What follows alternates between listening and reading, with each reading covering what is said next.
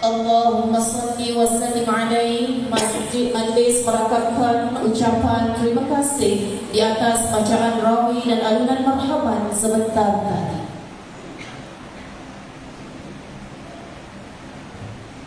Sebelum kita ke acara seterusnya, dijemput kepada semua warga penduduk kampung yang masih lagi berada di luar masjid supaya dapat berada di dalam masjid untuk kita sama-sama mengimamkan, memeriahkan majlis kita pada malam ini. Terima kasih. Hadirin yang dimuliakan, majlis kita pada malam ini diteruskan dengan ucapan oleh Al-Fadhil Ustaz Tuan Haji Masrur bin Haji Abbas, pengerusi Masjid An-Nur Seridayu. Dengan segala hormat dan ta'zimnya, menjemput dan mempersilakan falyatafadhal masykur.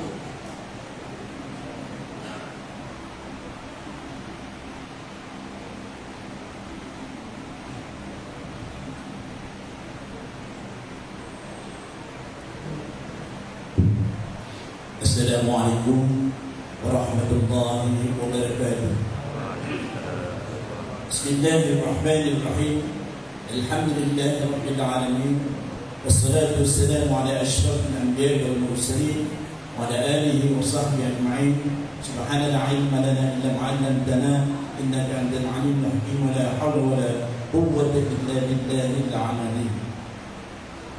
Yang dihormati Cik Ruslan bin Mansur, Guru Besar Sekolah Kebangsaan Seridayu, Sahib Samahah yang berhormat Datuk Haji Yahya bin Ahmad, Mufti Kerajaan Negeri Johor, Sahibul Fadilah Ustaz Haji Muhammad Taufik bin Datuk Haji Ihsan Sudin, Ketua Pendorong Pengarah Bagian Pengurusan Masjid dan Surau Negeri Johor, Sahibul Fadilah Tuan Haji Muhammad Nasri bin Rahman, Adi Daerah Batu Pahat, Cik Muhammad Azmin bin Jubair Penghulu Mukim Seri Madang, guru-guru, adik-adik dan kuasa, tuan-tuan, puan-puan, hadirin hadirat yang dirahmati Allah sekalian.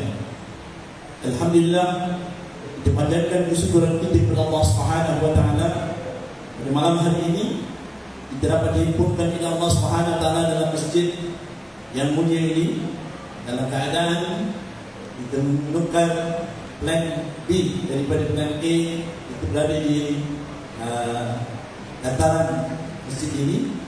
Baik, tetapi oleh kerana keadaan hujan yang tidak mengizinkan kita berada di lapangan halaman masjid ini, tapi kita dapat sama-sama beriktikaf di dalam masjid ini, sama-sama kita menjayakan majlis Maulid Rasul sallallahu alaihi wasallam.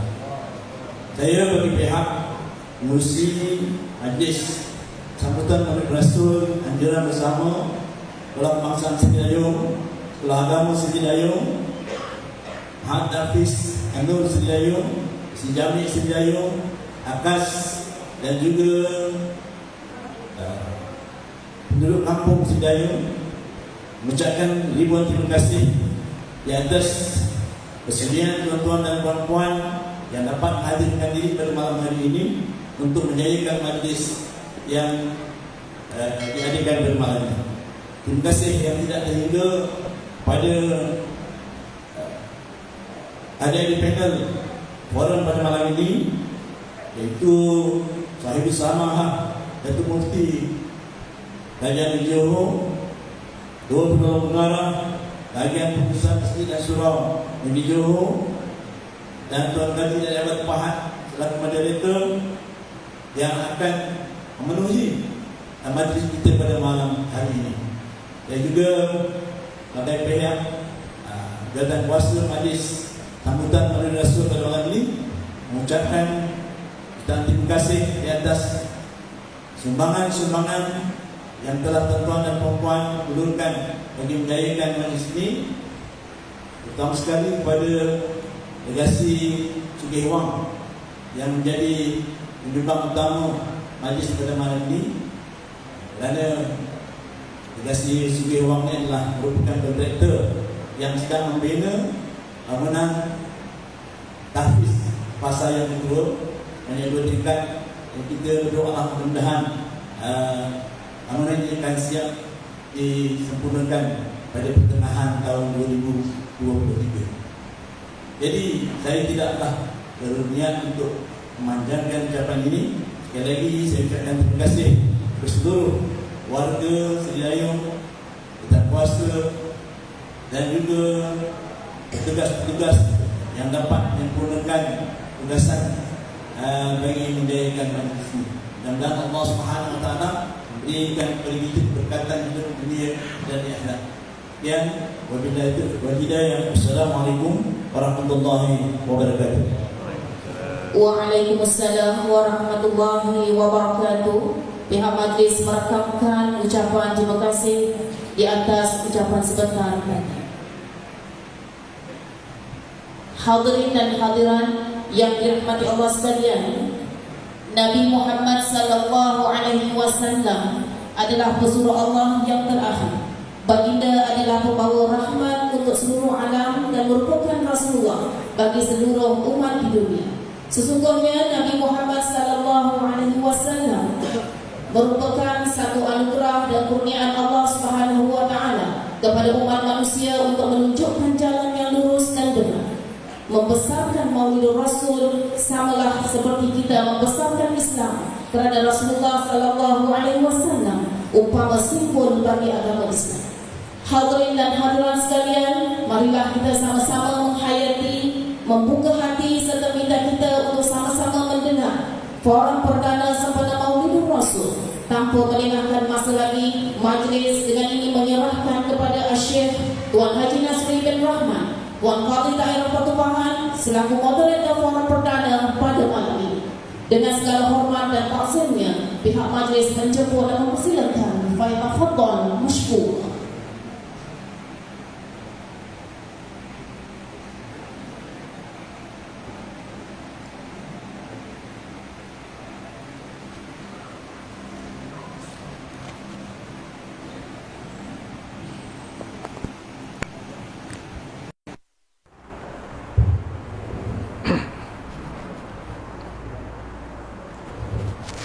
Bismillahirrahmanirrahim.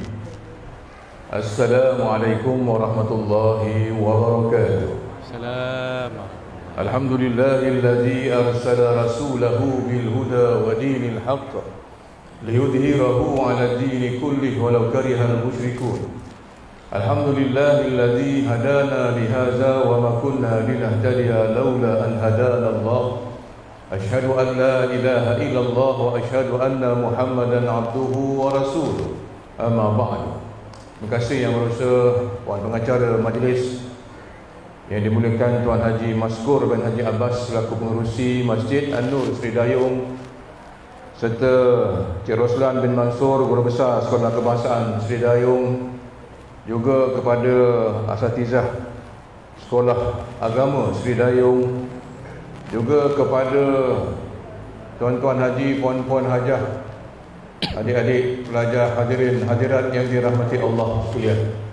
Pertamanya, marilah sama-sama kita memanjatkan kesyukuran kehadrat Allah Subhanahu wa taala kerana pada malam yang mulia ini, pada malam yang penuh dengan keberkatan ini, Allah Subhanahu wa taala telah menghimpunkan kita dalam satu majlis yang sangat mulia di sisi Allah Subhanahu wa taala. Majlis yang penuh dengan kebaikan, mengiringi majlis Maulid Rasul kita pada malam ini. Hujan lebat adalah menjadi satu perkara yang disunatkan kepada kita. Bila hujan lebat mencurah-curah ini, bacalah doa, Allahumma sayyiban nafi'ah.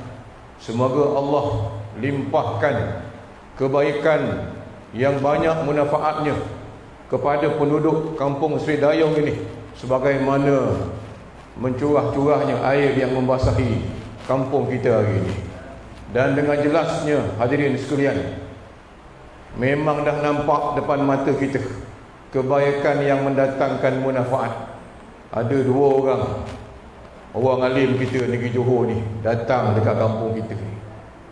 Rupanya Allah nak bagi nikmat ni bukan percuma, tuan-tuan. Ada yang basah motornya, ada yang basah payungnya. Payung memanglah basah ni lah. Ada yang basah kasutnya. Ini memang Allah nak uji orang kampung Seri Dayung ni. Kalau tidak berdayung mula kita, nampaknya tak ada yang bawa sampan ke apa ke masjid ni. Syukur, alhamdulillah. Jadi tanpa melengahkan masa, yang orang alim yang saya masukkan di sebelah kanan saya, Sahibul Fadilah Tuan Haji Muhammad Taufik bin Datuk Kiai Haji Samsudin, Ketua Penolong Pengarah Bahagian Pengurusan Masjid dan Surau Jabatan Agama Islam Negeri Johor. Assalamualaikum Ustaz. Tengok muka pun dah tahu dah, memang muka letih, tuan-tuan, menguruskan ribuan masjid surau di negeri Johor. Dan di sebelah kiri saya, ini kalau siapa tak kenal boleh pergi pindah kat negeri lain aja lah.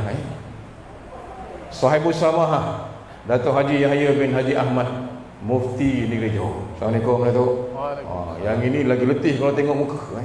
Nak jaga ehwal agama seluruh negeri Johor. Kita doakan supaya kedua-dua alim kita ni Allah kurniakan kesihatan dan umur yang panjang untuk beri banyak lagi manfaat kepada masyarakat Islam negeri Johor ini. Jadi hadirin hadirat yang dirahmati Allah sekalian, jadi boleh penuhkan ni. Dia macam kita makan berulang, selagi boleh kan masuk, betul itu ayam, daging, kambing. Ini makanan untuk rohani kita. Lebih penting lagi, makanan untuk akal kita.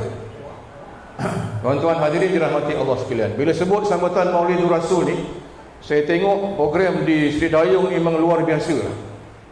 Daripada pagi, petang, malam. Pagi ada ceramah, petang ada ceramah, malam dia buat forum pula. Pagi ada selawat, petang ada selawat, malam pun ada selawat juga. Luar biasa nampak. Jadi saya nak terus pergilah kepada panel yang pertama lah. Kita yang baca selawat ni, yang tak habis-habis baca selawat ni, tuan-tuan, ini rasanya kalau dekat Seri Medan je berapa kali tuan-tuan dengar maulid ni kan. Dah banyak kali kita berselawat, tak habis-habis selawat. Kenapa nak selalu kita berselawat?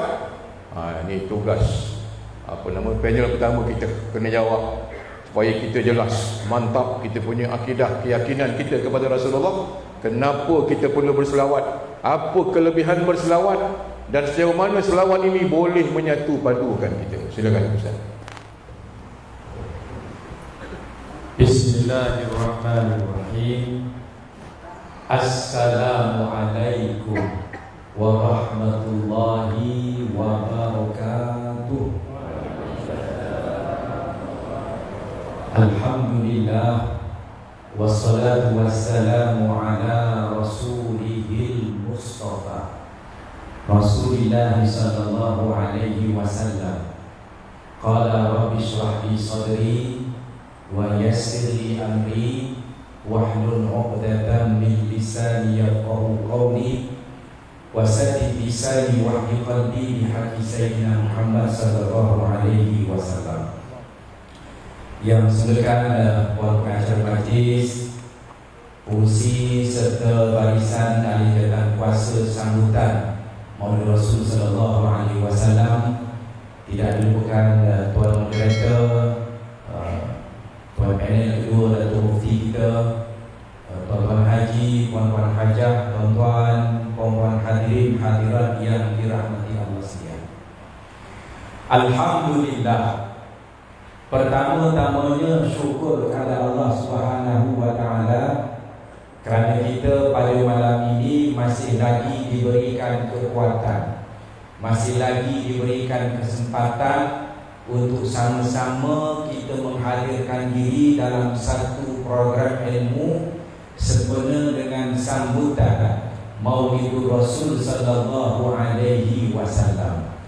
Walaupun sekarang dah masuk bulan Jamadil Awal, Rabiul Awal dah habis, Rabiul Akhir dah habis, sekarang masuk Jamadil Awal. Nampaknya orang kampung Sri Dayung ni masih lagi bersemangat untuk sambut yang dipanggil Maulid Rasul sallallahu alaihi wasallam. Satu suasana yang kita tak jumpa di negeri lain. Hanya sah laku di negeri Johor. Mudah rasanya tidak sampai bulan 12. Selagi belum jumpa bulan Rejab, dia tak berhenti. Jadi tuan-tuan dirahmati Allah sekalian, maka sambutan Maulid kadang-kadang orang ubah nama dengan yang dipanggil namanya Malam Cinta Rasul. Kadang-kadang orang sebut dengan namanya Majlis Selawat ke atas dengan besar baginda Muhammad sallallahu alaihi wasallam. Semuanya menjurus kepada apa? Untuk kita memuliakan baginda Muhammad sallallahu alaihi wasallam dan juga menzahirkan kecintaan kita, kesyukuran kita dengan kelahiran baginda Muhammad sallallahu alaihi wasallam. Kerana dengan sebab baginda Muhammad sallallahu alaihi wasallam itu kita mendapat hidayah Allah Subhanahu wa taala. Dengan sebab baginda Muhammad sallallahu alaihi wasallam itu kita mengenal Allah Subhanahu wa taala. Dengan sebab nabi itu kita mengenal ada yang dipanggil syurga, neraka, hari kiamat. Semuanya itu kita tidak akan tahu kecuali dengan yang dipanggil kelahiran baginda Muhammad sallallahu alaihi wasallam. Maka dengan sebab itulah dengan adanya sambutan ini kita nak zahirkan gembiranya, syukurnya kita dengan kelahiran baginda Muhammad sallallahu alaihi wasallam. Jadi tuan-tuan dan puan-puan dirahmati Allah sekalian, maka untuk membuktikan kasih sayang kita kepada baginda Muhammad sallallahu alaihi wasallam, macam mana nak buktikan Ustaz? Salah satunya adalah dengan memperbanyakkan membaca selawat ke atas nama besar baginda Muhammad sallallahu alaihi wasallam. Tuan-tuan, puan-puan dirahmati Allah sekalian, Allah Subhanahu wa taala sebut dalam suratul Ahzab ayat 56 yang sentiasa diulang oleh khatib pada hari Jumaat pada khutbah yang kedua, yang berbunyi innallaha wa malaikatahu yusalluna 'alan nabi ya ayyuhalladzina amanu sallu 'alaihi wa sallimu taslima. Jadi tuan-tuan dirahmati Allah sekalian, dalam ayat ini Allah sebutkan bagaimana innallaha, sesungguhnya. Tuan-tuan tengok dalam ayat ini Allah mulakan dengan perkataan inna. Kalau diterjemahkan dalam bahasa Melayu, sesungguhnya. Kita kalau cakap Melayu, kita sebut dengan perkataan sesungguhnya. Nak menunjukkan apa benda tu sangat-sangat penting. Benda ni sangat serius sekali. Sehingga Allah sebut innallaha, sesungguhnya Allah Subhanahu wa taala. Tak ada kita sebut sesungguhnya itu kecuali benda itu sangat penting, sangat mustahab. Maka Allah sebut, sesungguhnya Allah dan juga para malaikat berselawat ke atas junjungan besar baginda Muhammad sallallahu alaihi wasallam. Setelah Allah menunjukkan bahawa dirinya berselawat, para malaikat berselawat, barulah Allah menyebutkan, wahai orang-orang yang beriman. Ini juga menunjukkan apa? Perintah berselawat ke atas Nabi itu ditujukan kepada orang beriman. Dengan kata apa? Tanda orang yang beriman mestilah memperbanyakkan baca selawat. Dan inilah juga pegangan akidah Ahlussunnah wal Jamaah. Antara tanda-tanda orang itu akidahnya Ahlussunnah wal Jamaah, aliran Asy'ariyah dan juga Al-Maturidiyah, dia kena banyak membaca selawat ke atas Nabi. Maka Allah sebut dalam Al-Quran, setelah dirinya berselawat, para malaikat berselawat, barulah Allah minta, wahai orang-orang yang beriman, berselawatlah kamu ke atas junjungan besar baginda Muhammad sallallahu alaihi wasallam dengan penghormatan yang sepenuhnya. Jadi tuan-tuan, puan-puan dirahmati Allah sekalian, maka tanda kecintaan kita kepada Nabi adalah dengan membanyakkan baca selawat ke atas Nabi. Bahkan dalam pepatah bahasa Arab ada menyebutkan apa? Man ahabba syai'an aktsara min dzikrihi. Barang siapa yang cintakan sesuatu, maka sudah tentulah dia akan banyak menyebut-nyebut namanya. Contoh, kita sayangkan isteri kita, satu hari kita sebut nama dia berapa kali dah. Walaupun kadang-kadang bukan namanya tetapi gelarannya. Kita sebut macam mana? Mak kau, mak kau, mak kau, mak kau, kat mana mak kau? Satu hari tak berapa kali dah sebut mak kau, mak kau, mak kau, mak kau, sampai budak tu lupa nama mak dia siapa. Begitu juga sayang kita dengan suami kita. Kita sebut nama dia, kadang-kadang gelaran dia. Kita tanya anak kita, bapak kau ke mana bapak kau? Bapak kau, bapak kau, bapak kau, bapak kau. Banyaknya kali sebut. Kenapa ni? Kasih dan sayangnya kita pada sesuatu. Tetapi apabila kita kasihkan Nabi, kita sebut namanya melalui pendekatan yang dipanggil membanyakkan baca selawat ke atas junjungan besar baginda Muhammad sallallahu alaihi wasallam, sebagaimana ayat yang saya telah terjemahkan tadi. Cuma tuan-tuan dan puan dirahmati Allah sekalian, dalam ayat ini Allah menyebutkan dirinya berselawat dan juga para malaikat berselawat. Dengan erti kata apa? Apabila Allah berselawat adalah dengan menurunkan rahmatnya. Apabila para malaikat berselawat adalah memohon, doa, mendoakan kepada baginda Muhammad sallallahu alaihi wasallam. Lantas Allah perintahkan kepada orang yang beriman membaca selawat ke atas Nabi. Dengan erti kata apa? Bahawa sebenarnya perintah kita ini berselawat ke atas Nabi bukanlah berarti bahawa baginda Muhammad sallallahu alaihi wasallam ini perlu kepada yang dipanggil doa kita. Nabi tak perlu pun pada doa kita, sebab cukuplah Allah dan juga para malaikat berselawat ke atas Nabi. Nabi sebenarnya tak perlukan doa ataupun yang dipanggil selawat ke atas dirinya. Tetapi sesungguhnya Allah Ta'ala perintahkan kita berselawat itu kenapa? Supaya apabila kita berselawat itu manfaatnya kembali kepada yang membaca selawat. Dan juga apabila kita baca selawat itu sebagai tanda apa? Kecintaan kita dan juga memuliakan yang dipanggil baginda Muhammad sallallahu alaihi wasallam. Jadi tuan-tuan, puan-puan dirahmati Allah sekalian, kita berselawat dengan arti kata apa?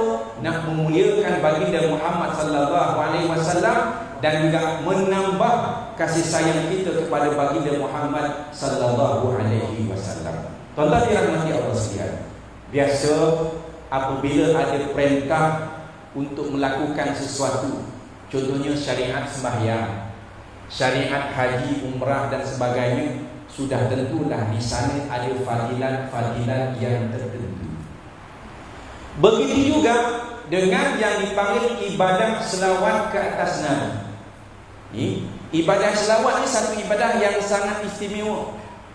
Kalau kita tengok pensyariatan ibadah sembahyang, Allah sebut bagaimana ya?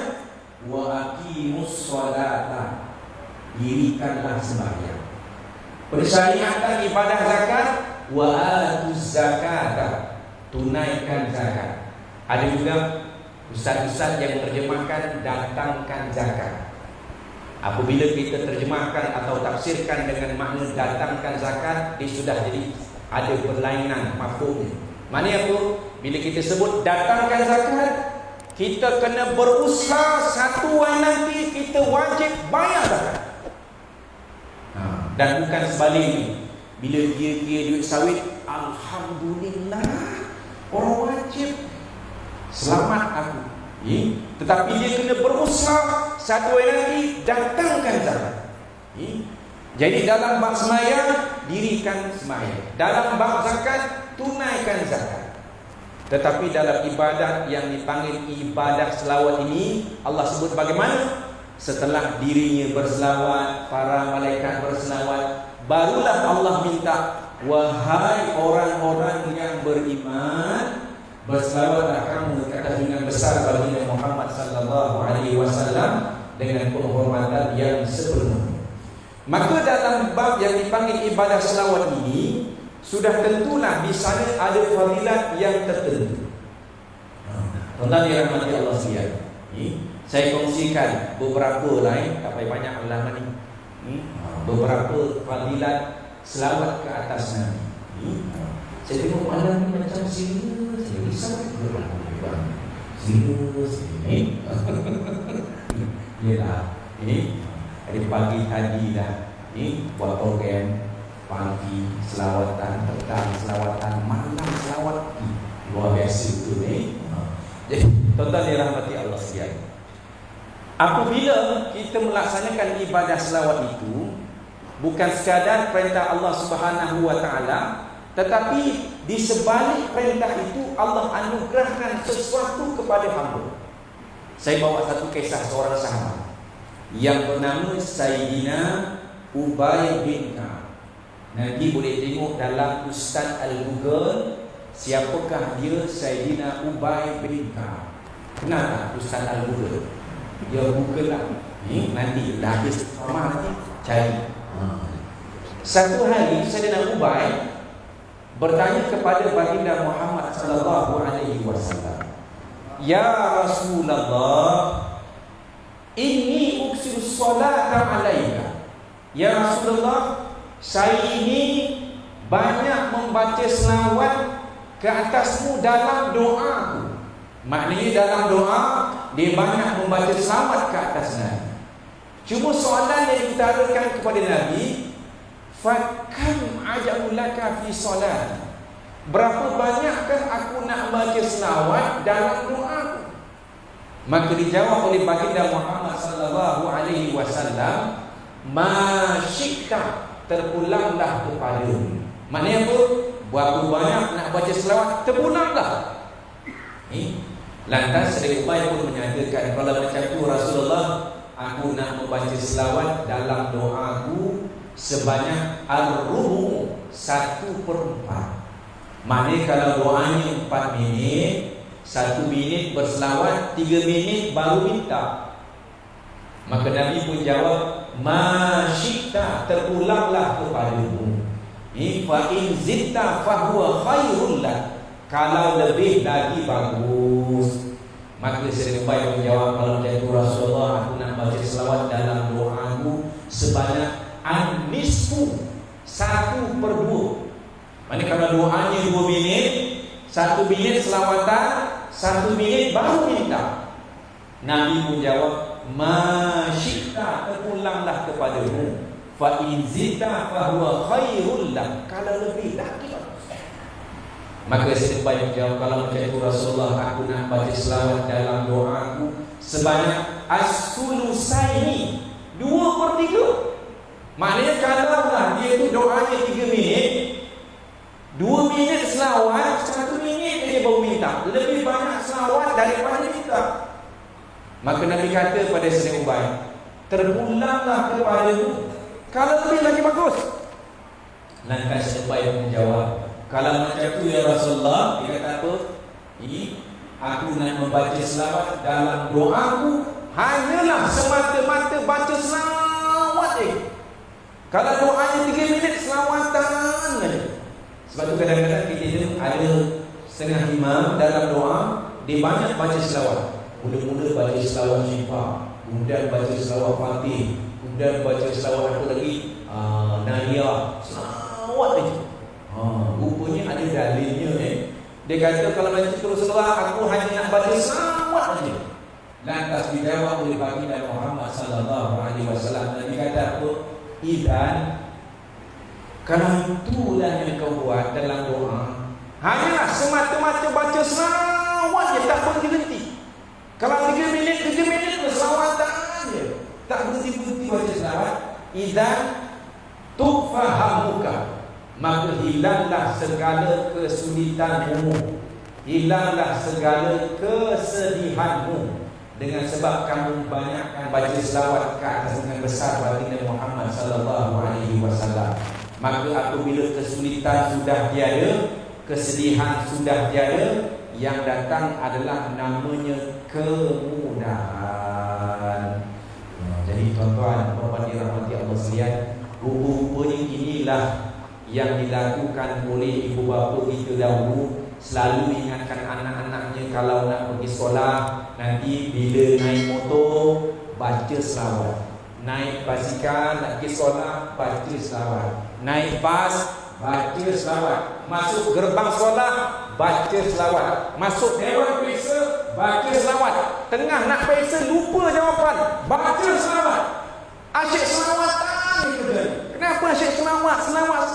Rupanya ini dalilnya. Orang tua tu tak sebut dalilnya dulu. Rupanya ada dalilnya apa? Rupa-rupanya dengan memperbanyakkan membaca selawat itu, Allah Ta'ala akan mempermudahkan segala urusannya, menghilangkan segala duka citanya. Begitu juga kalau kita ni kadang-kadang hatinya, Ustaz, hati saya ni tak berapa tenteram, gundah gulana, macam ada benda yang tak selesai. Apa? Nak buat macam mana, Ustaz? Ada ubatnya rupanya. Apa ubatnya?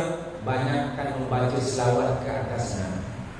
Dulu saya tugas di satu daerah, ada seorang ustaz saya jumpa saya. Ustaz, saya ni pergi kerja, balik kerja. Lepas balik kerja, saya kena kerja lagi. Kerja apa? Saya kena jaga suami saya yang sakit. Jadi apabila saya jaga suami saya sakit, Ustaz, dah pernah, kadang-kadang saya nak marah aja, kurang sabar, sehingga saya menyatakan saya ni asyik marah. Lagi saya ni, saya rasa macam dah jadi isteri yang derhaka dengan suami saya. Ada tak amalan-amalan yang tertentu, Ustaz, yang membolehkan saya jadi orang yang sabar? Saya kata ada, tapi syaratnya kena istiqomah. Bukan 2-3 hari buat, kemudian hari keempat dah tinggal. Seminggu buat, minggu kedua dah tinggal. Tak boleh. Dia mesti istiqomah. Nak baca apa, Ustaz? Saya kata, bacalah yang dipanggil selawat nariyah, yang selalu kita baca lepas sembahyang. Yang anak-anak kita di sekolah agama ramai yang dah hafal. Bahkan anak-anak kita di sekolah agama sebelum masuk kelas, memang dalam kurikulum mereka sebelum masuk kelas baca selawat nariyah.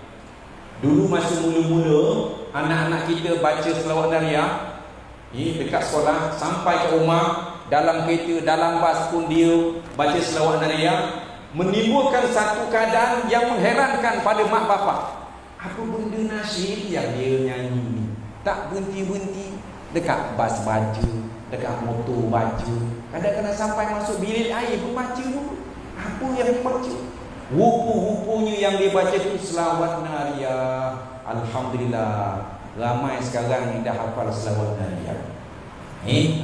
Jadi tuan-tuan dirahmati Allah sekalian, saya kata bacalah selawat nariyah lepas sembahyang 11 kali.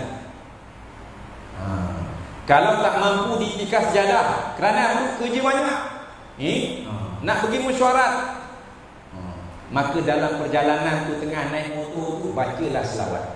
Dalam kereta bacalah selawat. Tapi syaratnya mesti lepas mayang 5 waktu mesti 11 kali. Selang 2-3 bulan saya jumpa dia balik sembang dengan dia. Saya tanya dia balik, macam manakah, ada apa-apa perubahan tak? Dia menjawab, alhamdulillah Ustaz, sekarang dah ada perubahan. Apa dia? Sekarang saya dah boleh sabar, dia kata. Dan jawapan yang sentiasa saya ingat apa dia?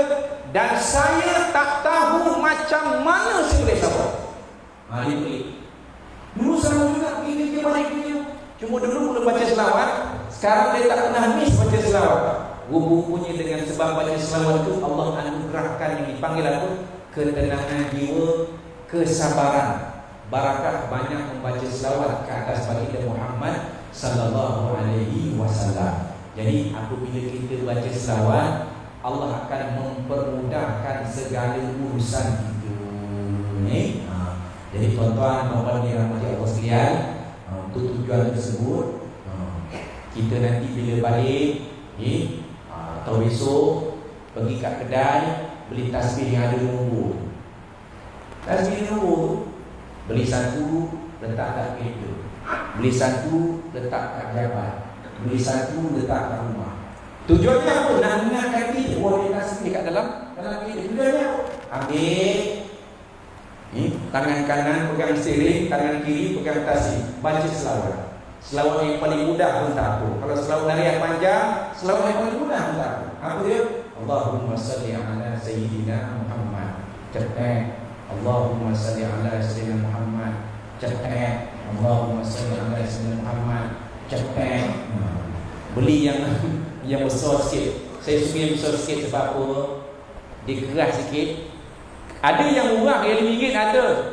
Tapi bila kita picit, rupanya tak gerak nombor dia. Dia dah terkena. Beli yang besar sikit, yang bunyi cetek. Daripada 9 tu nak pergi bandar waktu Pahang. Berapa minit bos? 1 jam. Rupanya bila tengok, ya Allah, dah dapat 500 kali. Daripada sini kepada Batu Mat dah dapat 500 kali. Undang balik pula pada Batu Pahat, nak kembali ke sini dapat 500 kali. Ya Allah, rupanya selama ni aku banyak waktu terluang dalam kereta. Rupanya aku dah boleh baca selawat satu hari 1000 kali. Yang selama ni aku kata mustahil aku baca selawat sampai 1000 kali. Mana ada masa? Rupanya masa kita banyak kosong bila kita naik kereta seorang-seorang tak tahu apa-apa. Jadi tuan-tuan dirahmati Allah sekalian, nanti jangan lupa beli tasbih, ingatkan diri kita. Ini tuan-tuan dirahmati Allah sekalian. Maka fadilat yang pertama, baca selawat apa? Allah Ta'ala akan mempermudahkan segala urusan kita, dan Allah Ta'ala akan hilangkan segala kesedihan kita. Yang kedua pula, sambungan hadis itu menyebutkan apa? Bukan berhenti dengan tukfahamuka, tetapi Allah Nabi sebut bagaimana pula? Wa yughfaru laka dzambuka, dan Allah Ta'ala pula akan mengampunkan dosa-dosa kamu. Allahu Akbar. Kita tak minta sebut pun, ya Allah ampunkan dosa aku ya Allah. Tetapi apabila kita sebut yang dipanggil selawat ke atas Nabi, Allah juga akan mengampunkan dosa kita dengan barakahnya kita baca selawat ke atas Nabi besar baginda Muhammad sallallahu alaihi wasallam. Tuan-tuan dan puan dirahmati Allah sekalian. Yang ketiga pula, fadilat yang ketiga. Berapa dah tuan? Aku ni sikit lagi lah, sikit lagi. Kalau aku belajar ni, besok hari sekolah, hari kerja, penceramah jangan suap sendiri. Tadi tengok elok aja tahiyat awal, sekarang dah macam tahiyat akhir. Risau tu aku tengok. Jadi penceramah jangan suap sendiri. Okey, tuan-tuan dirahmati Allah sekalian. Yang ketiga, apa dia? Apabila kita membaca selawat ke atas Nabi, rupanya bila kita baca selawat ini, para malaikat akan kekal mendoakan kita selagi mana kita berselawat ke atas Nabi. Nabi sebut, man shalla alayya salatan man shalla alayya salatan lam tazal malaikatu yusalli alaihi. Kama qala Rasulullah sallallahu alaihi wasallam. Yang berarti apa?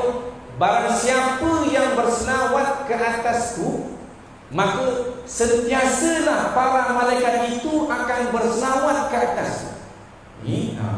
Barang siapa yang berselawat ke atas Nabi, maka sentiasalah para malaikat itu akan berselawat ke atas orang yang berselawat ke atas Nabi. Tuan-tuan yang dirahmati Allah sekalian, maknanya apa? Para malaikat tidak akan berhenti mendoakan orang yang membaca selawat itu dengan apa? Dengan mudah-mudahan diampunkan dosanya. Tuan-tuan dirahmati Allah sekalian, kita ini kalau Tuan Imam datang ke rumah kita, doakan kita, gembira sangat kita. Tuan Qadi datang pula ke rumah kita, terkejut dia. Tuan Qadi datang, apa nak datang ni? Nak doakan doa. Ya Allah, sukanya kita Tuan Qadi datang. Bagaimana pula rupa-rupanya yang mendoakan kita ini adalah para malaikat. Rupa-rupanya bila kita banyakkan baca selawat, tak berhenti-henti baca selawat, maka begitulah para malaikat akan mendoakan kita tanpa henti dengan keampunan daripada Allah Subhanahu wa taala, selagi mana kita tidak berhenti baca selawat ke atas Nabi besar baginda Muhammad sallallahu alaihi wasallam. Jadi tuan-tuan, puan-puan dirahmati Allah sekalian, maka apabila kita dapat melaksanakan program maulid, program selawat, program malam cintakan Rasul, rupa-rupanya dengan sebab program itu dapat menyatu hatikan orang-orang Islam dekat tempat kita. Tuan-tuan dirahmati Allah sekalian, tuan-tuan kumpul pagi-pagi tadi, kemudian petang, kemudian malam. Ini nak menunjukkan apa? Nak menunjukkan kasih sayang kita kepada Nabi. Orang tak boleh kumpul ramai-ramai, bekerjasama ramai macam ini berjaya kecuali satu apa? Kerana kita nak zahirkan kecintaan kita kepada baginda Muhammad sallallahu alaihi wasallam. Jadi mudah-mudahan dengan sebab majlis ini, dengan majlis maulid, majlis selawat ke atas baginda Muhammad sallallahu alaihi wasallam, Allah akan anugerahkan rahmat yang sebanyaknya kepada penduduk kita di kampung Sridayu ini dan juga kepada ahli keluarga kita.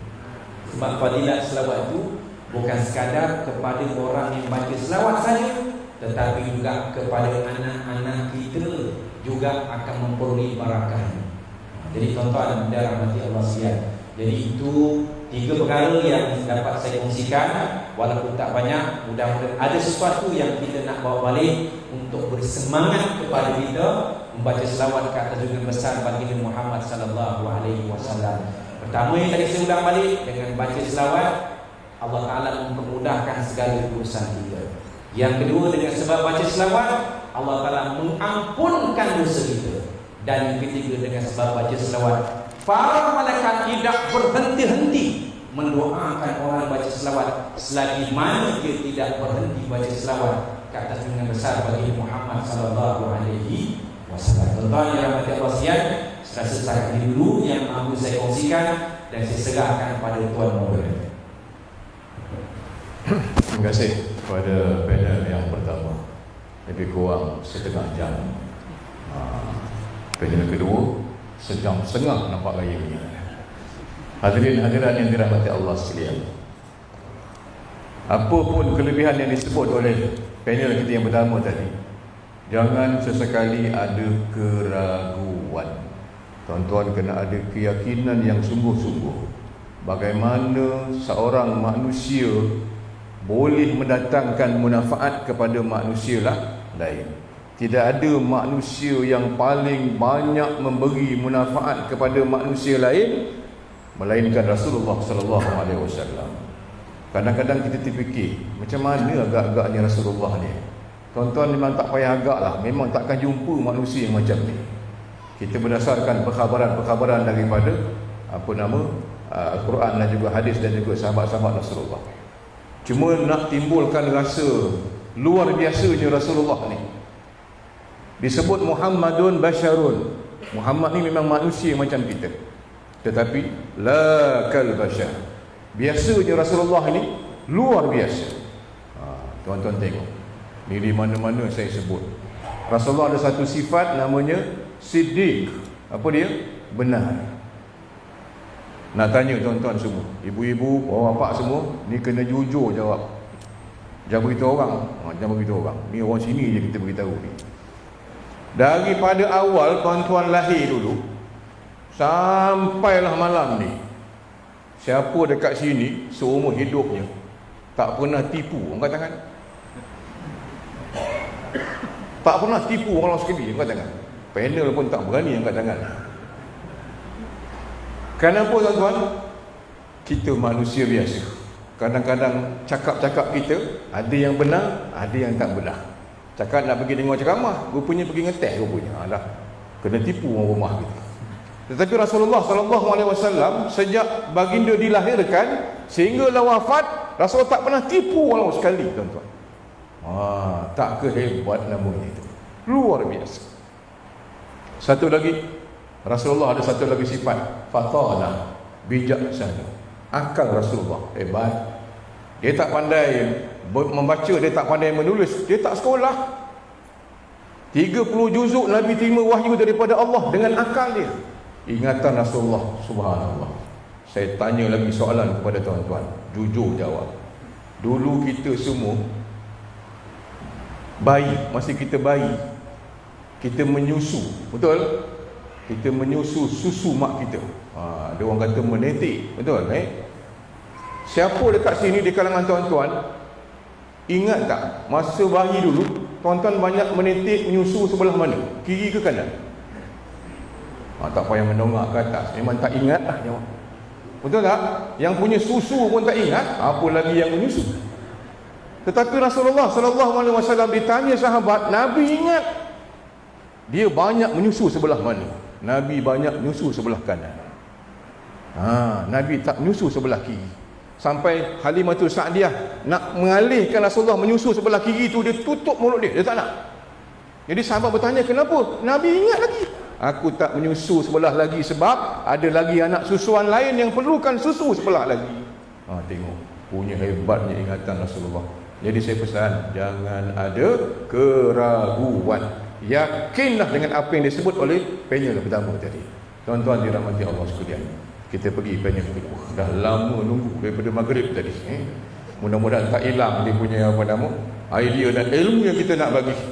Sangat-sangat bermanfaat. Hujan tadi pun lebih kurang berjam juga, betul tak? Ini kurang-kurang pun 1-2 jam. Boleh tunggu ni?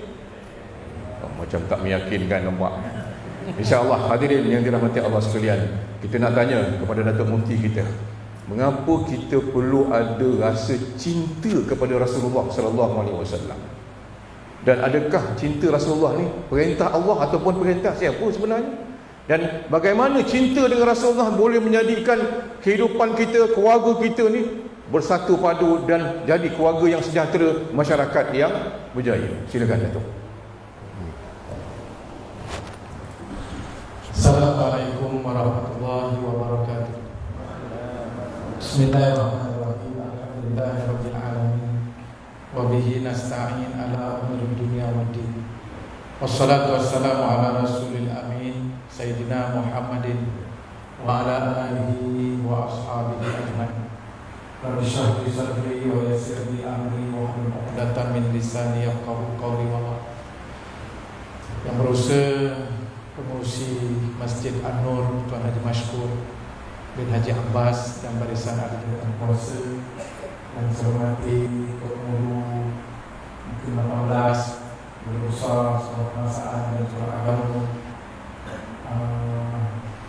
yang berbahagia, Gusti Kairan Al-Fadhil Syekh Tuan Haji Nasri bin Abdul Rahman dari daerah Batu Pahat, rakan panel saya Fadilah Tuan Haji Muhammad Taufik bin Tamsuddin, Tuan Penuh Pengarah Bahagian Pengurusan Masjid Jabatan Agama Islam Negeri Johor, tuan-tuan haji, ibu-ibu hajah, tuan-tuan, puan-puan, anak-anak yang saya kasih sekalian.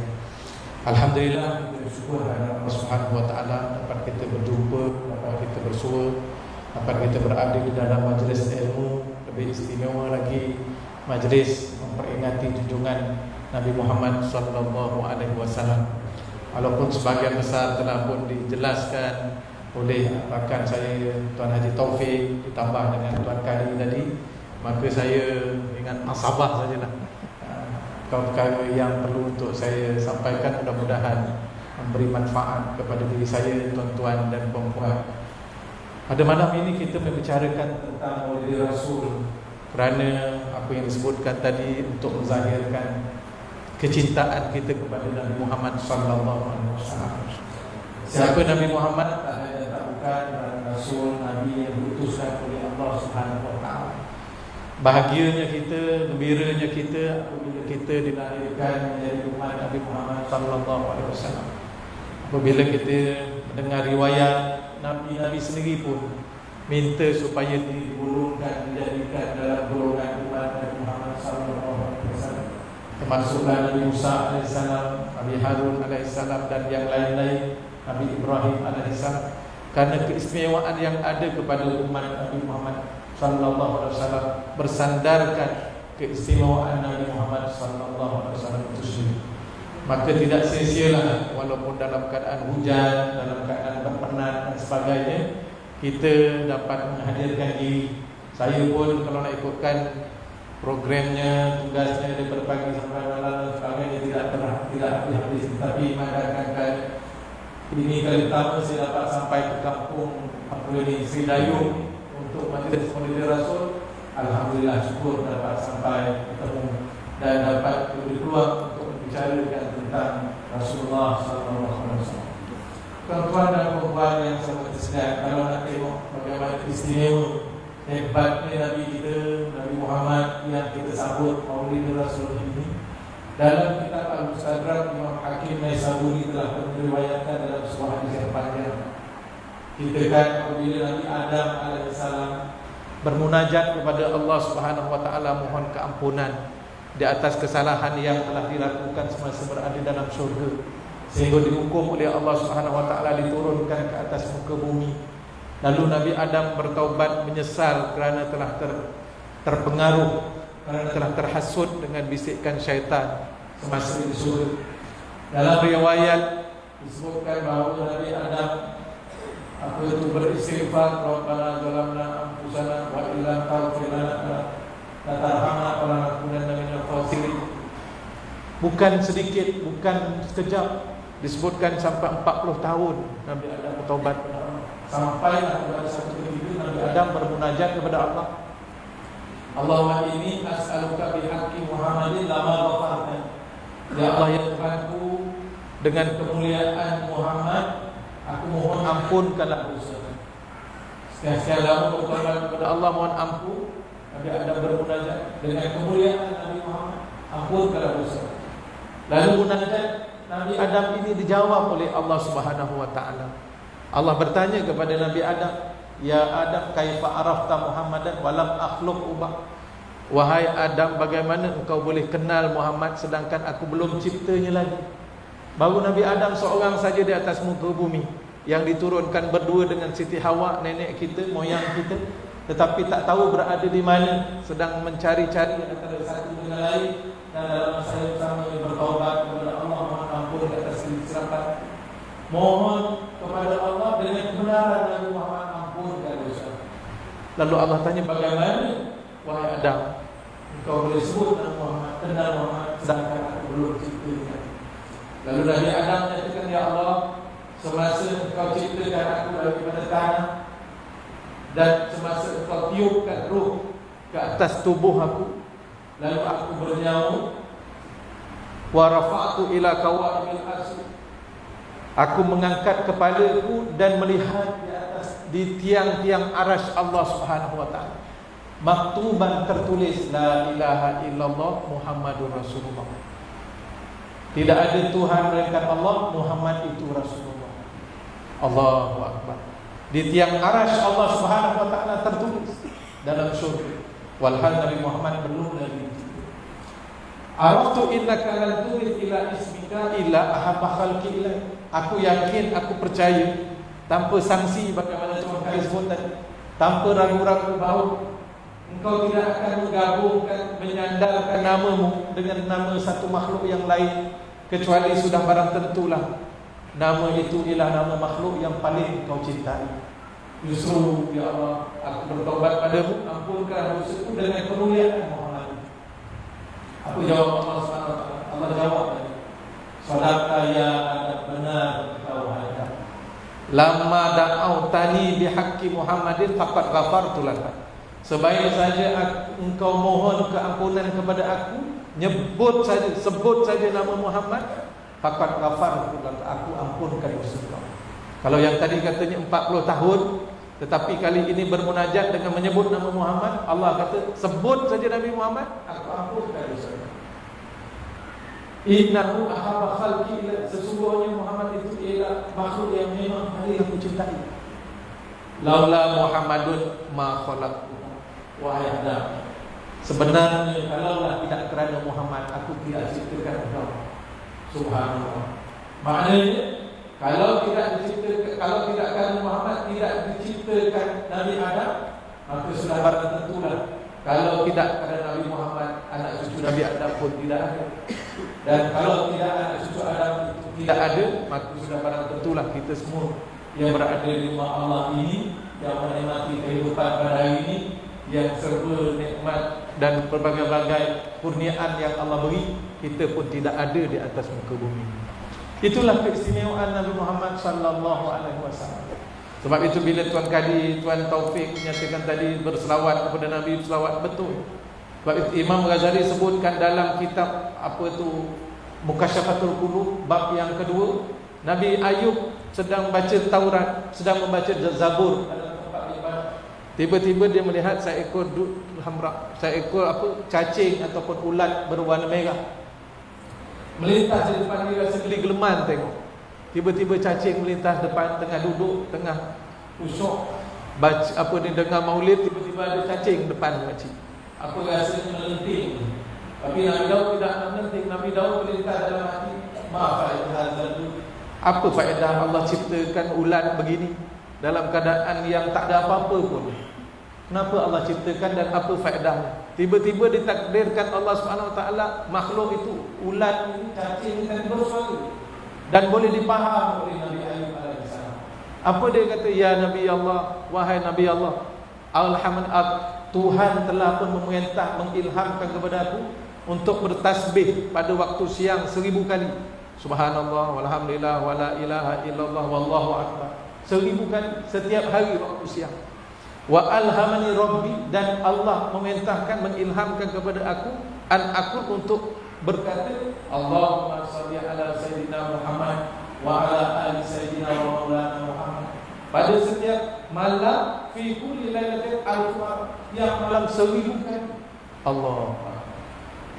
Ulat yang nampak jijik, yang nampak menggelikan itu, rupa-rupanya siang ni bertasbih, malam berselawat.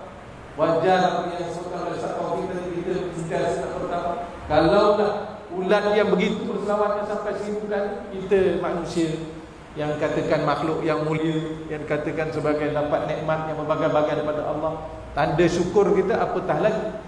Maka ulat dia kata, fa anta maza taqul, wahai Nabi Ayub, apa yang kau amalkan, apa yang kau baca setiap hari, hatta astafidu minka, sehingga aku dapat ambil faedah daripada engkau. Kongsikan padaku, aku buat ini. Maka apa yang kau buat, apa yang kau baca setiap hari.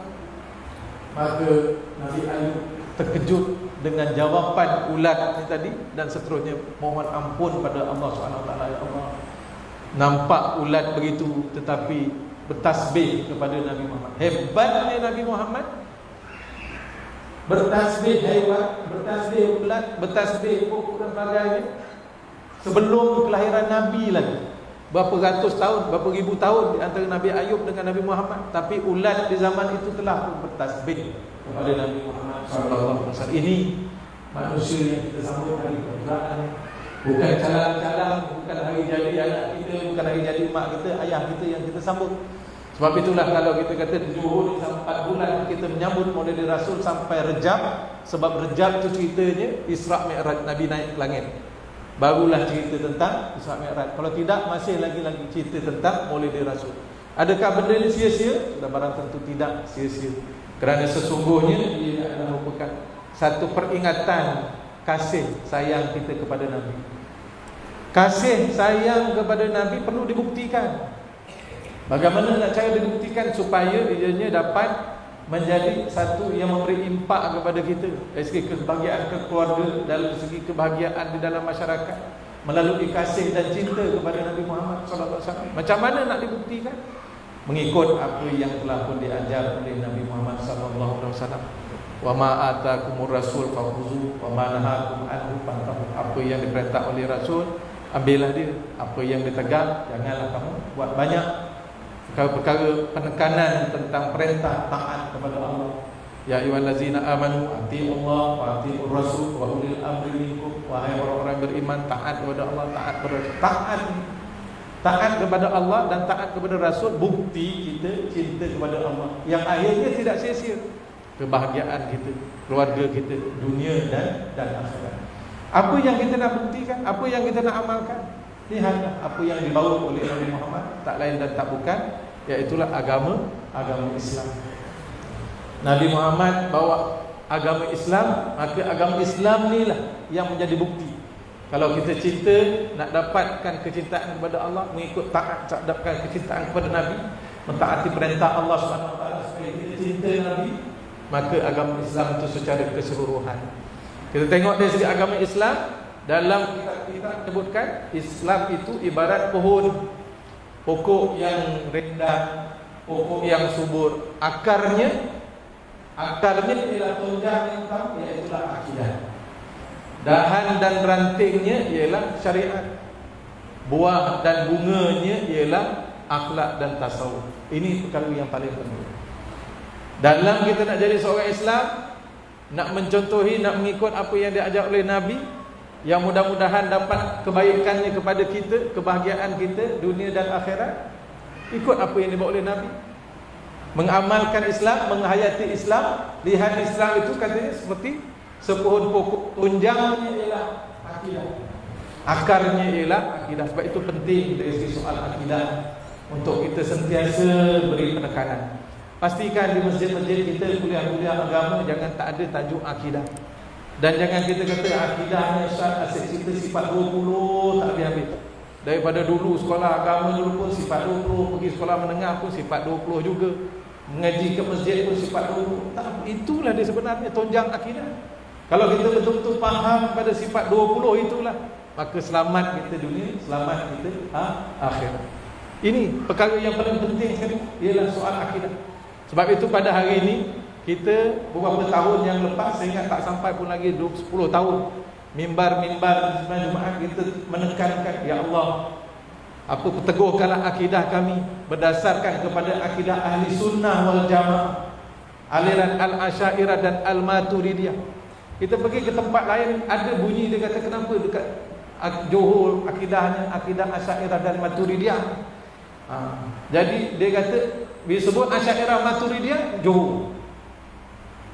Ini sebenarnya orang yang tidak faham tentang akidah Islam yang mana ditonjang kepada agama Islam itu sendiri. Sebenarnya akidah Asy'ariyah Ahlussunnah wal Jamaah, Asy'ariyah dan Al-Maturidiyah inilah akidah yang disampaikan oleh Nabi Muhammad SAW, berasaskan pada 3 perkara. Yang pertama sekali menentukan apa i'tikad kepada Allah dengan sifat-sifat yang sempurna. Itulah sifat 20 yang kita belajar. Sifat wajib dan juga sifat mustahil, satu sifat haruf. Kemudian yang kedua, dia kata tanzih Allah daripada perkara-perkara, menyucikan Allah Subhanahu Wa Taala daripada perkara-perkara yang lemah.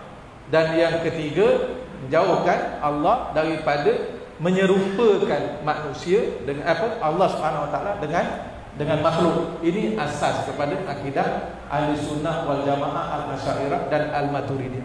Adakah ini baru? Memang baru disebut di khutbah, tetapi bukan baru pada landasan yang sebenar. Sebab apa? Sebab akidah Ahlussunnah wal Jamaah ini memang sejak daripada dulu lagi. Asy'ariyah dan Al-Maturidiyah ni daripada zaman dahulu, ulama-ulama dahulu lebih 1000 tahun yang lalu telah pun berpegang kepada akidah ini. Cuma dulu tak disebut saja. Kita dulu sekolah tak disebut, cuma kata agama Islam, akidah Islam. Tapi Islam yang mana? Yang dibawa oleh Nabi Muhammad SAW. Tapi selepas daripada itu ada fahaman-fahaman lain yang masuk, iaitulah fahaman Syiah, iaitulah fahaman-fahaman yang berbagai-bagai. Maka kita nak sebutkan bahawa akidah yang betul ialah akidah Ahli Sunnah wal Jamaah. Selepas daripada pegangan Ahli Sunnah wal Jamaah, ada juga orang yang mengaku juga Ahli Sunnah wal Jamaah, tetapi tak betul juga. Dia kata Allah ada tangan, Allah ada mata, Allah duduk di atas aras dan sebagainya. Kenapa mesti begitu, kenapa mesti buat maulid, kenapa dan sebagainya. Dia kata dia Ahli Sunnah wal Jamaah, tetapi tidak mengikut apa yang sebenar dianjurkan oleh Nabi Muhammad SAW, apa yang dibuat oleh umat Islam yang sebenar, iaitulah Ahli Sunnah wal Jamaah, Al-Asy'ariyah dan sebab kita tersebut akidah Ahli Sunnah wal Jamaah, Al-Asy'ariyah dan Al-Maturidiyah. Orang tanya pula, habis dulu masa zaman Nabi akidah dia akidah apa? Adakah akidah Nabi itu akidah Ahli Sunnah wal Jamaah? Tak pernah dengar. Akidah Asy'ariyah dan Maturidiyah ataupun bagaimana? Akidah para sahabat macam mana? Jadi kadang-kadang bila soalan itu dikemukakan kepada kita, kerana kita kurang mendalami dari segi ilmu kalam, ilmu tauhid, usuluddin, akidah dan sebagainya, yang jadi tonjang kepada kita dah betul juga. Adakah zaman Nabi dulu Asy'ariyah ataupun Maturidiyah ataupun tak ada? Kalau tak ada, kenapa kita nak pandai-pandai ada? Sebenarnya memang betul Asy'ariyah Maturidiyah ni selepas 300 tahun wafatan Nabi Muhammad SAW, yang ditulis oleh Abu Hasan Al-Asy'ari, yang ditulis oleh Imam Abu Mansur Al-Maturidi, ditulis menyusun akidah yang daripada Nabi Muhammad SAW. Nabi bawa sampaikan pada sahabat, sahabat bawa sampaikan kepada generasi yang kedua, tabi'in, tabi'in bawa sampai kepada tabi'in generasi ketiga. Masuk generasi ketiga dah ada kacau. Dah ada fahaman Mu'tazilah, dah ada fahaman Jabariyah, dah ada fahaman Qadariyah dan sebagainya. Lalu Abu Hasan Al-Asy'ari, Imam Abu Mansur Al-Maturidi menulis balik apa yang diambil daripada tabi'in, daripada tabi'in, daripada sahabat sampai kepada Rasulullah. Bila ditulis, disusun, itulah jadinya sifat 20, wajib, mustahil dan sebagainya. Ini akidah yang dibawa daripada. Yang kemudian daripada itu dah disusun, maka semua umat Islam berpegang kepada akidah yang telah pun disusun oleh Imam Al-Asy'ariyah dan juga Al-Maturidiyah. Jadi jangan kita kata, oh Nabi dulu tak ada Maturidi, kenapa kita nak ikut Maturidi? Nabi dulu tak ada Asy'ariyah, kenapa kita nak ikut? Tidak. Apa yang dibawa oleh Asy'ariyah itulah yang disampaikan oleh Nabi, kerana sudah ada cabaran-cabaran yang datang yang merosakkan akidah orang Islam pada ketika itu. Ini soal akidah yang perlu untuk kita belajar, yang perlu untuk kita yakini sebagai asas tunjang utama untuk kita pastikan bahawa cinta kita kepada Nabi ada asasnya, iaitulah berpandukan kepada akidah dan tauhid. Begitu juga dengan soal syariat. Pada hari ini pun ada orang tanya juga. Kita di negeri Johor ni, mazhab kita ialah mazhab Syafi'i. Orang tanya kenapa mesti mazhab Syafi'i? Adakah Nabi dulu mazhab apa? Sahabat dulu mazhab apa? Ini kita kena jelas, kita kena faham. Kalau tidak, maka kita kata betul juga. Salahlah kalau gitu kita bermazhab dengan mazhab Syafi'i. Salahlah begitu kalau ada mazhab Maliki, ada mazhab Hanafi, ada mazhab Hanbali. Pada hari ini memang kata-kata umat Islam ada mazhab yang muktabarnya 4 mazhab itu sampai kepada hari ini, maka kita peganglah.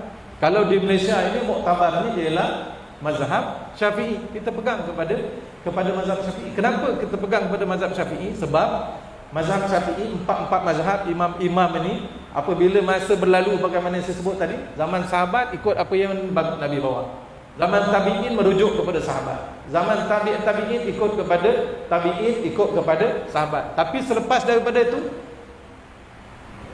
macam-macam fahaman, macam-macam sandaran, macam-macam yang dipahami, yang diamalkan oleh masyarakat, akhirnya disusun. Imam Syafi'i menyusun fiqh yang dia ambil berdasarkan kepada sanad, berdasarkan kepada hadis, berdasarkan kepada dalil-dalil yang sampai kepada Nabi. Imam 3 yang lain pun sama juga. Dalam masalah fiqh tidak ada masalah. Dalam masalah akidah mesti akidah satu saja. Tapi masalah fiqh dia ada 4, mana-mana kita boleh ambil, tetapi mengikut kepada sesuatu negara. Macam kita ni mazhab Syafi'i, kita peganglah kepada mazhab Syafi'i, tak ada masalah. Sebab Imam Syafi'i dia dah tolong kita, dah bantu, dah susun. Benda ni memang semua diajar oleh Nabi. Tapi masa Nabi mengajar sahabat, dia tak sebutlah. Pada hari ni kita akan buka bab taharah. Macam mana nak ambil air sembahyang, macam mana kalau yang batalkan sembahyang dan sebagainya. Mengajar secara umum. Ada soalan Nabi jawab, ada soalan Nabi jawab, ada perkara-perkara yang perlu diterangkan Nabi terangkan. Maka imam mazhab 4 ni dia menyusun. Fiqh itu mula daripada ibadah.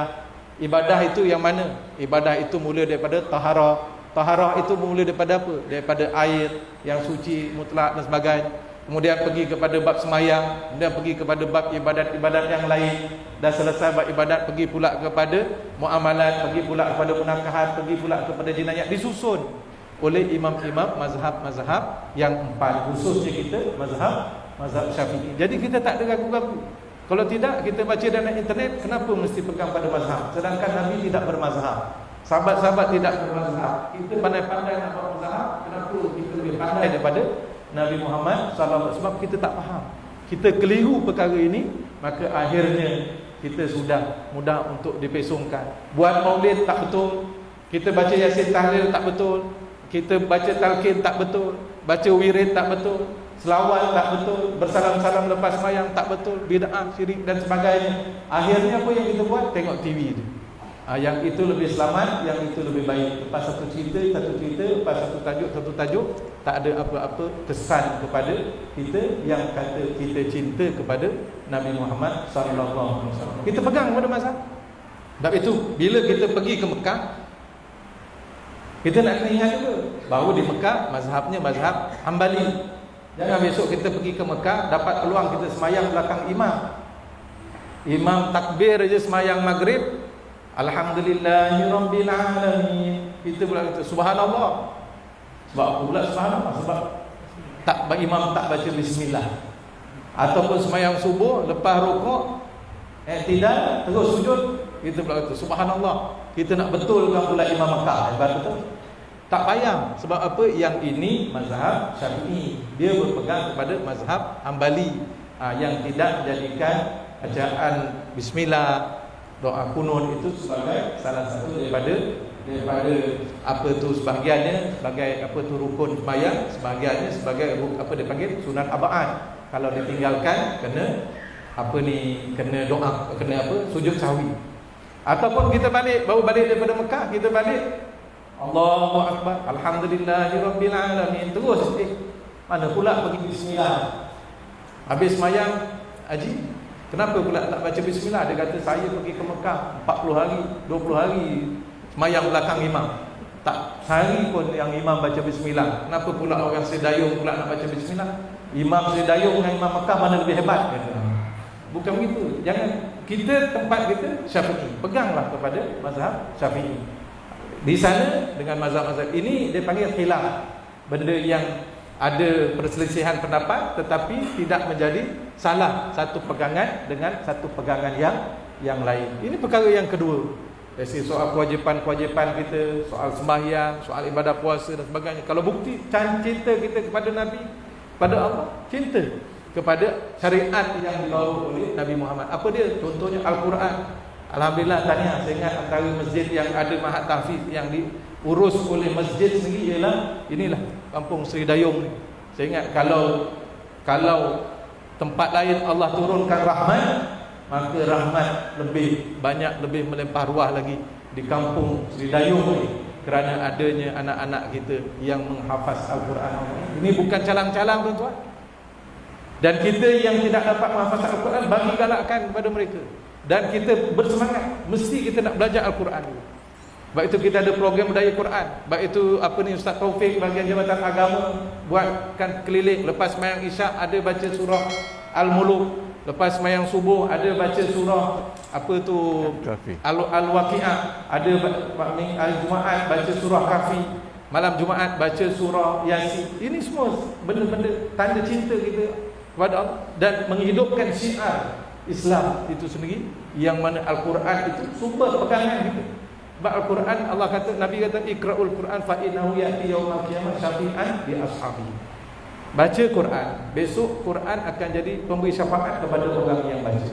Baca surah Muluk, besok dalam kubur itu yang akan jadi teman. besok dalam kubur kita dengar imam baca talqin, ada peguam bela yang tak payah dibayar, yang tak payah dicari.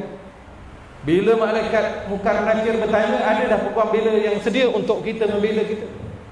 Siapa kamu? Malaikat tanya, aku ialah Al-Quran.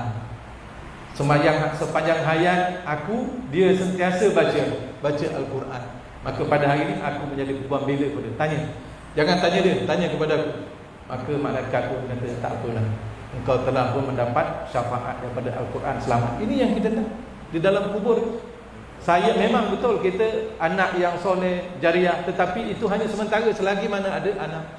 Selagi mana besok kita ada zuriat, cucu yang ingat pada kita.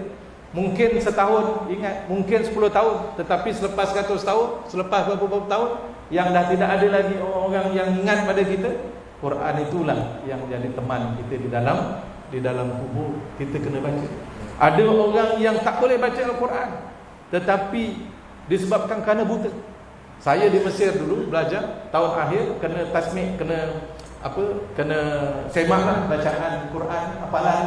Kalau tak hafal Quran, walaupun subjek yang lain semua lulus, tak lulus, kena ulang balik setahun lagi.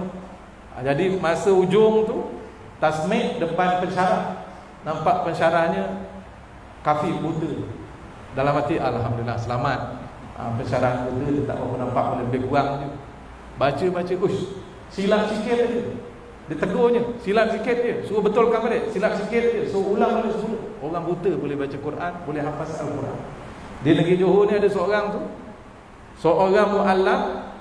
mu'alaf daripada orang asli, mata buta, tetapi baca Al-Quran pakai Quran Braille. Tuan tahu Quran Braille ni apa?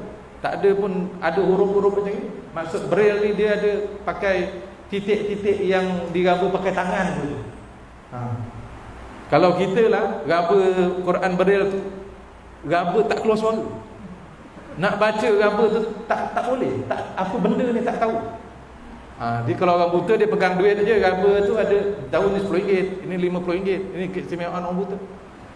Dia boleh baca Al-Quran lebih hebat daripada qari yang matanya celik, dengan tajwidnya, dengan taranum, dengan bacaan yang semua hebat. Jadi kita tak ada alasan kalau kita kata kita tak boleh baca Quran, anak-anak tak boleh baca Quran, kena pasti Quran.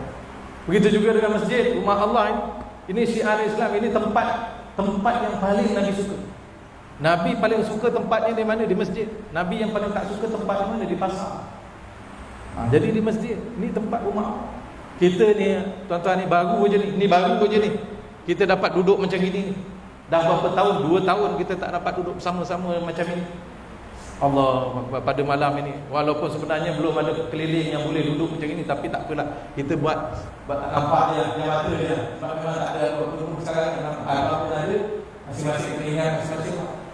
Nampaknya ada yang seorang guru yang pakai emas lagi tu, alhamdulillah, tahniah lah. Kalau tak pakai itu pun masih berhati-hati juga, sebab masih ada lagi, kita belum bebas. Kita ni ibarat mati hidup balik semula. Ramai kawan-kawan kita, ramai saudara mara kita, ramai orang-orang yang kita kenal.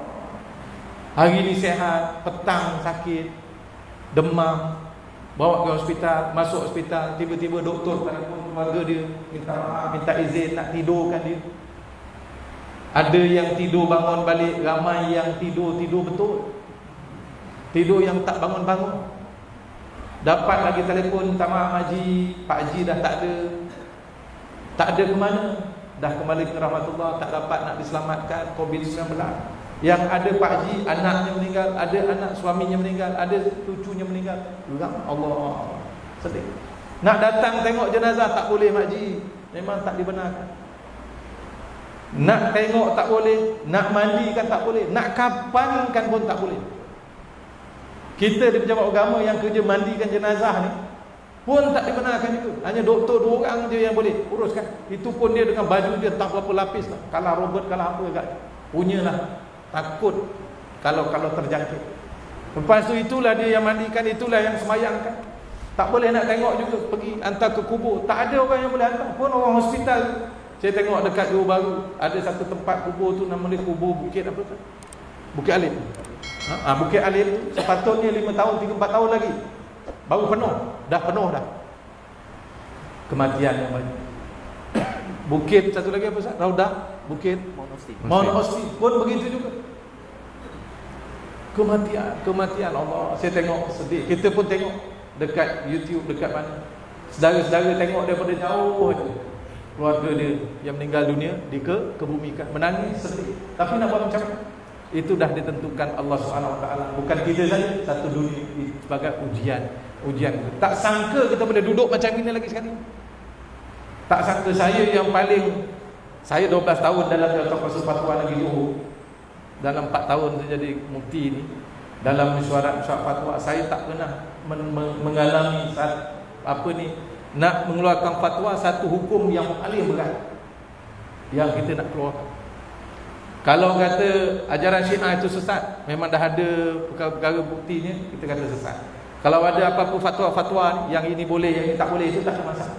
Tetapi yang paling berat nak keluarkan fatwa, kita galakkan orang datang masjid, tapi yang ini kita tak benarkan orang masuk sembahyang di masjid. Allah. Yang ini, satu hari itu saya ditelefon oleh pihak JAKIM, Datuk tolong datang ke JAKIM, kita kumpulkan semua mufti-mufti satu Malaysia, 14 mufti dan beberapa orang pakar-pakar daripada kesihatan, daripada jabatan-jabatan ini untuk buat satu diskusi. Sebab Kementerian Kesihatan minta tidak dibenarkan orang duduk rapat-rapat dalam sesuatu tempat yang tertutup dan sebagainya, termasuk di masjid.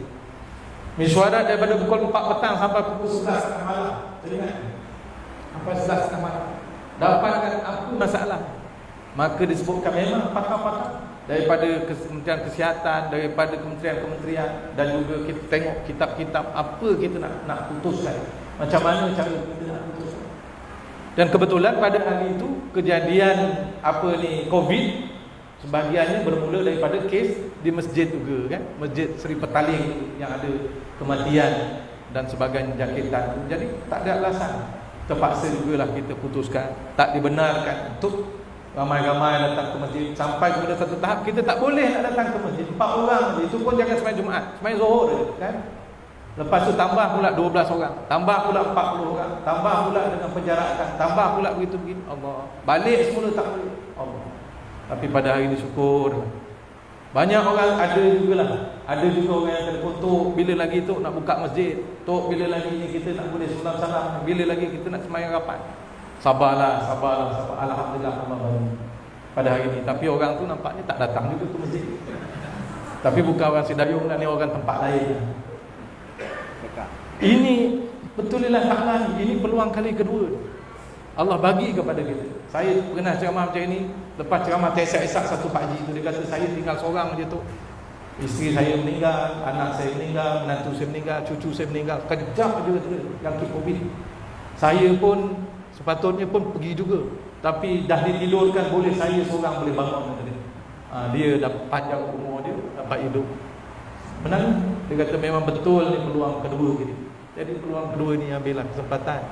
Bukan betul-betul rumah Allah kita hidupkan, syiar Islam, apa yang Nabi ajar, apa yang Nabi tuntut pada diri kita amalkan. Entah bila Allah nak uji kita lagi, waliyahzubillah, kita terpaksa hadapi dengan penuh kerelaan, kerana itu ada hikmahnya. Dan mudah-mudahan kita golong sebagai umat Nabi Muhammad sallallahu alaihi wasallam berkat cinta kita kepada Nabi Muhammad sallallahu alaihi wasallam. 4 tahun sudah tengok jam tu. Saya ingat itu sajalah yang dapat sampaikan.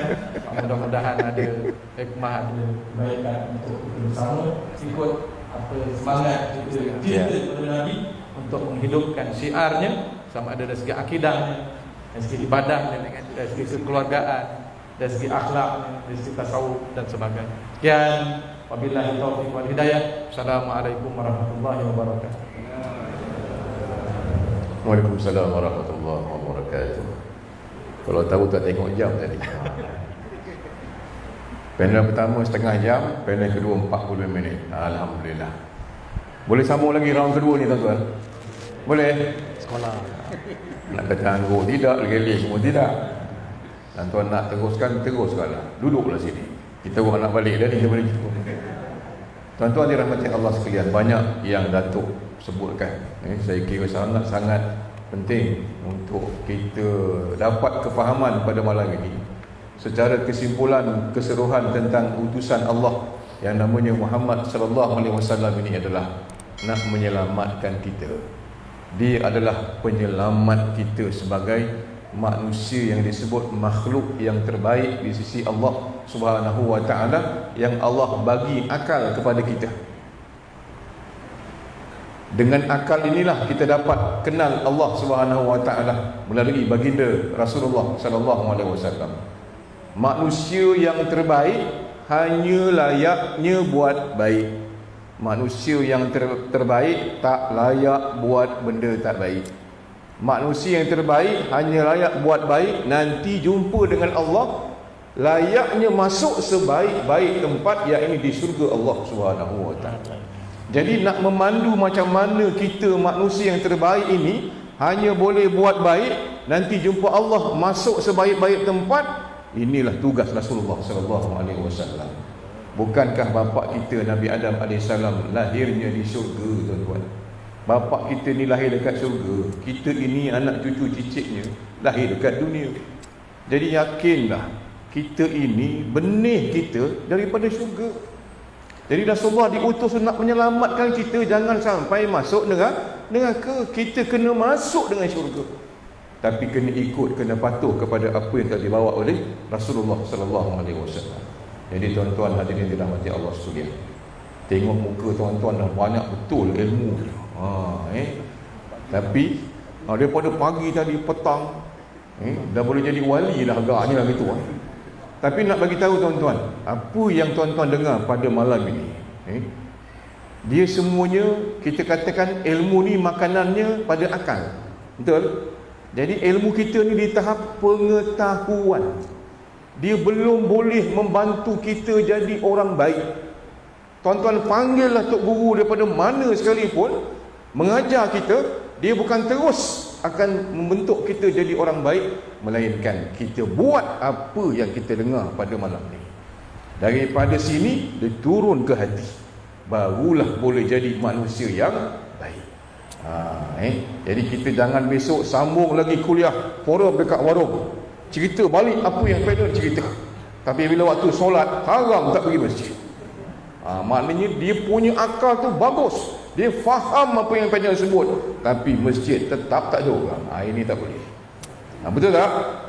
Mana dalilnya, kalau betul-betul dapat manfaat ni, subuh besok lebih ramai daripada malam ni. Ini kalau adalah subuh besok penuh, ambil gambar, bagi Tok Mufti, bagi KPP, saya pun bagi sekali, kita nak tengok. Mana tahu Allah bagi rahmat, Allah yang tentukan. Tengok hari ni, wa makaru wa makarullah wallahu khairul makirin. Allah merancang, kita pun merancang.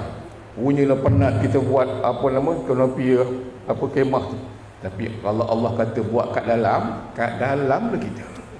Jangan ada orang pun komplain pasal kemah tu, sangka baik. Ini urusan Allah subhanahu wa ta'ala. Jadi tuan-tuan dirahmati Allah sekalian, kalau ikut ni saya seorang ni belum cakap banyak ni, kalau saya cakap ni sekarang tak habis pula kita. Jadi cukuplah. Pokok pun lama-lama tiup angin pun tombang juga. Ini lagilah pokok sejuk ni kan. Apa pun terima kasih atas kelapangan masa tuan-tuan datang pada hari ini. Terima kasih juga kepada barisan ahli panel kita yang telah memberikan cambahan ilmu kepada kita. Mudah-mudahan Allah memberkati seluruh yang hadir pada malam ini, seluruh masyarakat Islam di kampung ini. Mudah-mudahan bertambah-tambah keberkatan daripada Allah Subhanahu wa taala. Wabillahi taufiq wal hidayah. Wassalamualaikum warahmatullahi wabarakatuh. Waalaikumsalam warahmatullahi wabarakatuh. Alhamdulillah, demikianlah tadi forum perdana yang penuh dengan pengajaran jurupada seperti mana yang telah diperkatakan oleh seorang panel kita sebentar tadi. Tanda cipta daripada Nabi Muhammad sallallahu alaihi wasallam adalah dengan memperbanyakkan berselawat kepadanya. Mudah-mudahan ia dapat diamalkan dalam kehidupan seharian kita sebagai umat Islam, insya-Allah. Hadirin dan hadirat yang dimuliakan, majlis kita diteruskan dengan penyampaian cenderat hati. Oleh itu pihak majlis selanjutnya untuk mempersilakan Cikgu Roslan bin Mansur, Guru Besar SK Sudayong, mengiringi Al-Fadhil Ustaz Tuan Haji Maskur Encik Abbas bagi Keluarga dia macam. pencerahan kepada pencerahan. Persilakan. Sebagai tanda penghargaan dan terima kasih, dengan ini majlis mencoba mempersilakan Syekh Tuan Haji Nasri bin Rahman, Tuan Qabil adalah Bapak untuk menerima jemaah ini. Persilakan. Terima kasih. Terima kasih, jazakallah. Terima kasih, Ustaz. Terima kasih banyak. Ya. Seterusnya dijemput Tuan Haji Muhammad Taufik bin Datuk Kiai Haji Samsudin, Ketua Pelalu Pengarah Bahagian Pengurusan Masjid Surau, Jabatan Al-Islam Johor. Ni tadi kata anak murid dan Dan yang terakhir, Sahib Ustazah Datuk Haji Yahya bin Ahmad, Mufti Negeri Johor. Dipersilakan.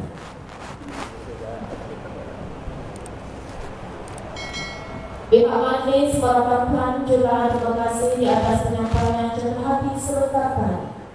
Hadirin yang dimuliakan, dengan penyampaian cenderhati itu tadi, maka berakhirlah sudah majlis sambutan Maulid Rasul cikgu ni pada cakap lancar. Somdet biru tampak berseri, tenunan indah buat Arjuna. Tersilap bicara, harap dimaafi, bertemu lagi di lain acara. Akhir kalam, wabillahi taufiq wal hidayah. Wassalamualaikum warahmatullahi wabarakatuh.